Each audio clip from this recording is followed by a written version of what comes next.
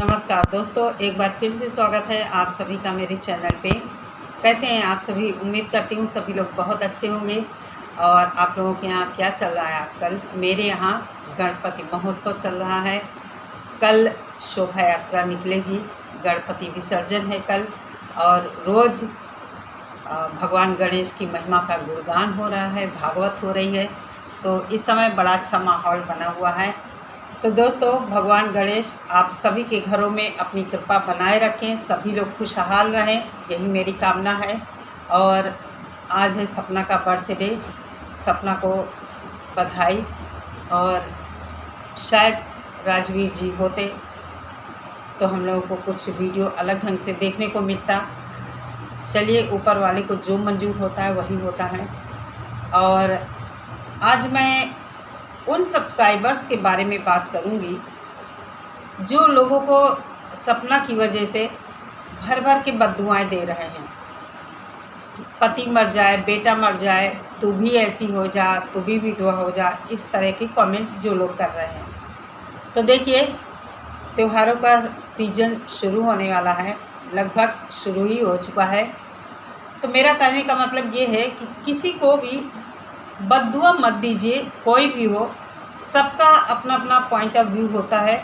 और जैसे आप लोग कमेंट करते हैं ना, किसी को बद्दुआ देते हैं, तो आपने अपनी सोच और समझ के अनुसार उसको अपने दिल की बात बोली। इसी तरह जो इंसान, मान लीजिए सपना से अगर वो बात कही गई कि FIR क्यों नहीं की गई, तो उस इंसान ने, बहुत सारे लोगों के दिमाग में ये क्वेश्चन है कि FIR क्यों नहीं की गई। मैंने भी अपने वीडियो में ये बोला, सपना के सामने कोई बहुत बड़ी प्रॉब्लम होगी, या हो सकता है सपना का कोई करीबी हो, सपना जानती हो, इस वजह से वो चुप है। लेकिन उसके बाद उसके वीडियो में जब कमेंट देखने को मिल रहे थे कि मैं तुम्हें गोली मार दूंगा, इस तरह के कमेंट जो थे सपना के लिए, तो क्या जो लोग बद्दुआएं दे रहे हैं, किसी को भी जो वीडियो में ये बातें पूछ लेता है, FIR वाली बात, उसको बद्दुआएं देने लगते हैं। तो मैं आप लोगों से पूछना चाहती हूँ, एक तो राजवीर जी चले गए, दूसरे अब सपना की फैमिली को जो ये धमकी मिल रही थी, सपना का परिवार अगर इस मामले में चुप था, आप लोगों ने एक बार भी नहीं सोचा कि क्या ये सपना के परिवार के लिए खतरे वाली बात नहीं थी? बहुत सारे लोग ये लिखते हैं कि सपना डर के मारे चुप है। डर के, मैं भी मानती हूँ डरती होगी, परिवार डर रहा होगा, लेकिन क्या इस तरह चुप रहने से सपना का परिवार सुरक्षित है? कल को बच्चियाँ हैं, स्कूल जाएंगी, सपना भी बाहर जाएगी, अंशु है, किसी के साथ कुछ भी हो सकता है। अभी सपना ने मीटअप की बात की थी, तो क्या पता कौन कहाँ क्या देख रहा हो, सपना के बारे में जानकारी ले रहा हो। तो मेरी समझ से अभी ये सब चीज़ें ठीक नहीं है। बाकी अपना सपना का जैसा मन होगा, या उसका परिवार जानेगा क्या करना है क्या नहीं करना है।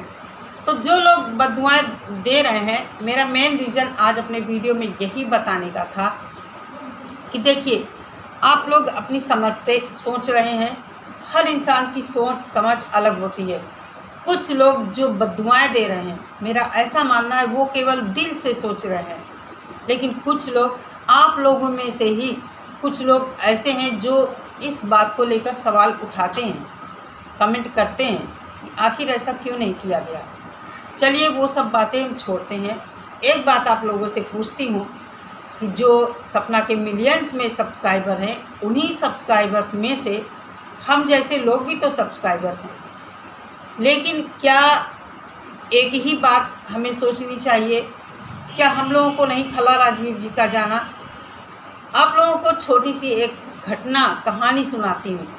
सभी लोगों ने पढ़ा भी होगा और हो सकता है जानते भी होंगे, लेकिन फिर भी मैं यहाँ पर वो कहानियाँ दोहराना चाहती हूँ, क्योंकि बद्दुआएं जो लोग दे रहे हैं उनके लिए भी है और दूसरे लोगों के लिए भी है।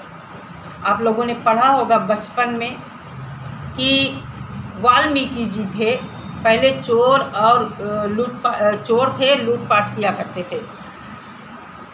एक बार साधु जंगल से जा रहे थे, उनको जब साधुओं को उन्होंने पकड़ा तो साधुओं ने कहा कि बेटे आप ये ऐसा काम क्यों करते हो। तो वाल्मीकि जी ने कहा कि मैं अपने परिवार का भरण पोषण करने के लिए ये काम करता हूँ। तो साधुओं ने कहा क्या तुम्हें पता है कि इसका कितना बड़ा पाप तुम्हें भोगना पड़ेगा। तो उन्होंने कहा वाल्मीकि जी ने कि तुम मुझे बातों में मत बहलाओ और जो कुछ भी तुम्हारे पास है उसको निकाल के रख दो। तो साधुओं ने कहा कि बेटा एक बात मैं कहना चाहता हूँ कि जिन अपनी पत्नी और बच्चों के लिए तुम ये दूसरों की आत्मा को पीड़ा पहुँचा रहे हो, कुकर्म कर रहे हो, गलत काम कर रहे हो, एक बार उनसे जाकर पूछ के आओ क्या तुम्हारे इस काम में वो तुम्हारे साथ पाप के भागी बनेंगे। तो वाल्मीकि जी ने कहा कि मुझे बहलाओ भटकाओ मत, तुम ये सोच रहे हो मैं घर चला जाऊं और तुम लोग यहाँ से भाग जाओ। उन लोगों ने कहा कि ऐसा बिल्कुल भी नहीं है, हम सभी को आप एक पेड़ से बांध दीजिए और घर जाकर पूछकर आइए फिर मुझे बताइए। वाल्मीकि जी ने उन्हें बांध दिया पेड़ से और अपने घर गए। जब पूछकर आए, जब वहाँ अपनी पत्नी और बच्चों से पूछा कि जो काम मैं करता हूँ, लूटपाट चोरी चकारी करके तुम लोगों का पेट भरता हूँ, क्या उस पाप के तुम लोग भागीदार बनोगे। तो पत्नी और बच्चों ने भी सब ने मना कर दिया कि पाप तुम करते हो, मैं क्यों पाप का भागी बनूंगा। वाल्मीकि जी वहीं से वापस होकर आए तुरंत साधुओं के पास और उनके पैरों पर गिर पड़े और कहा भगवान मुझे माफ़ कर दीजिए, मैं अज्ञानी था। वहीं से वो शिष्य बन गए और आगे चलकर उन्होंने रामायण जैसे ग्रंथ को लिखा। तो दोस्तों यहाँ पर ये बात बताने का मेरा ये मकसद था कि आप किसी दूसरे के लिए, मानती हूँ बहुत प्यार है आपके दिल में, लेकिन किसी दूसरे की आत्मा को दुखाकर आप जिस तरह की बद्दुआएं दे रहे हैं, मान लीजिए वो YouTube पर काम कर रहा है, वो कुछ यहाँ पर नियम और शर्तों से बंधा हुआ है, वो आपको पलट कर जवाब नहीं देगा, लेकिन उसकी आत्मा तो अंदर से रोएगी ना, उसकी आत्मा तो आपको बद्दुआ जरूर देगी। और कहा जाता है कि जो आत्मा से शब्द निकलते हैं, आत्मा से दिल से जो बद्दुआ निकलती है वो बहुत जल्दी लगती है। इसलिए आप अपना तर्क रखिए, आप अपनी बात रखिए।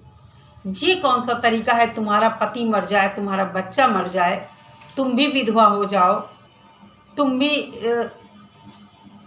मतलब ये तरीका नहीं ठीक है। अभिव्यक्ति की आज़ादी सबको है, सब अपने दिमाग से सोचते हैं, सब अपने हिसाब से अपनी बात रखते हैं। इसमें गाली गलौज और किसी को बद्दुआ देने की बात कहाँ से आ जाती है। किसी के लिए भी हो, किसी के लिए भी बुरा मत बोलिए। कुछ चीज़ों को दिमाग से भी सोचा करिए। कभी रिश्ते, मानती हूँ मैं भी दिल से जुड़ते हैं, लेकिन कभी कभी रिश्तों को सुरक्षित करने के लिए या रिश्तों के बारे में हमें अच्छा सोचने समझने के लिए दिमाग का भी इस्तेमाल करना पड़ता है। आप लोग बहुत पढ़े लिखे हैं, समझदार हैं, लेकिन किसी एक, मान लीजिए किसी का एक कमेंट आया, मैं भी ये देखती हूँ, अगर कभी वीडियो के नीचे एक निगेटिव कमेंट आ गया तो लोग क्या करते हैं, उस कमेंट को पढ़कर ही उसी टाइप का कमेंट करते हैं। तो भेड़ चाल में मत शामिल होइए, कोई भी हो। तो आई होप आपको ये कहानी भी अच्छी लगी होगी, बहुत सारे लोगों ने पढ़ा भी होगा। और मेरी तबीयत थोड़ी सी ख़राब है, इस वजह से मेरे वीडियो कम आ रहे हैं।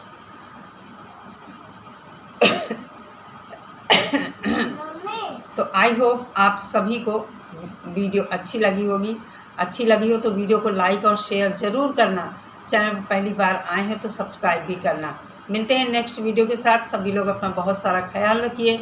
भगवान गणेश की कृपा आपके परिवार पर हमेशा बनी रहे, इसी कामना के साथ वीडियो का समापन करते हैं।